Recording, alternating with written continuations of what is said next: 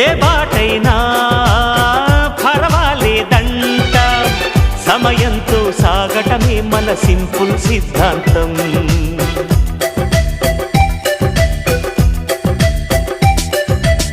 చిరుగాలికి పరిమళమిచ్చే సిరిమల్లెల వనమై ఉందాం, గగనాన్ని నేలను కలిపే హరివిల్లుల వంతెన అవుదాం.